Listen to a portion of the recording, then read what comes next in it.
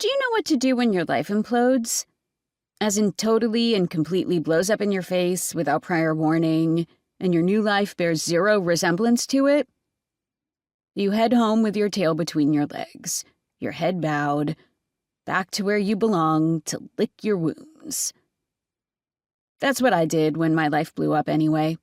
Back to good old Hunters Creek, Washington, where the trees are tall, the men are burly and flannel-clad, and gossip fuels the very heart of the town. Sure, I could have stayed in Seattle. I could have toughed it out. My life may have irrevocably changed, but I still had a great apartment, a good group of friends, a life. But here's the thing, and I warn you, it's a doozy.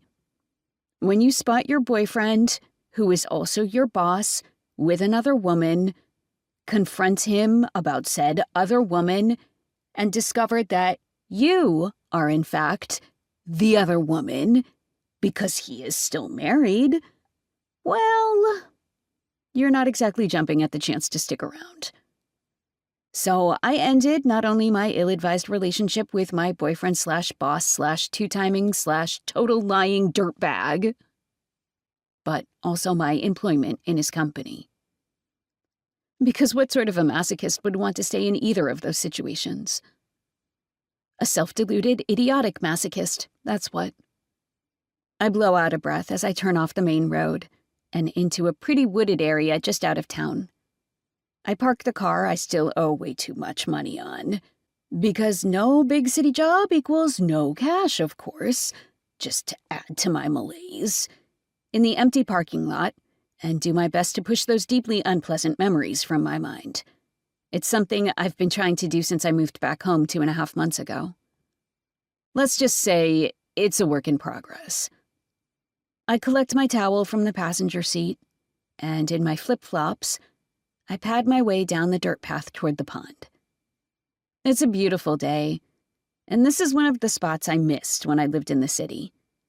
The rustling leaves overhead whisper in the warm breeze, as an orchestra of birds fills the air, and I breathe in the scent of pine that always reminds me of home, no matter where I am.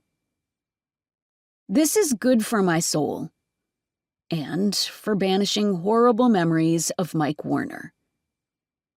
I meander down the path through the trees until I reach the familiar clearing. The pond is deep blue and as smooth as glass, reflecting the clouds dotting the sky overhead. I take a furtive look around. No cars in the parking lot means I've got the whole place to myself. Bliss. Just the way I like it. I slip my dress over my head and kick my flip-flops off. I take a deep breath and close my eyes, the late afternoon sun warming my skin. Hunters Creek may lack the excitement of a city, with all its diversions and activities, but what it lacks in excitement, it more than makes up for in tranquility. And right now, I wouldn't want to be anywhere else.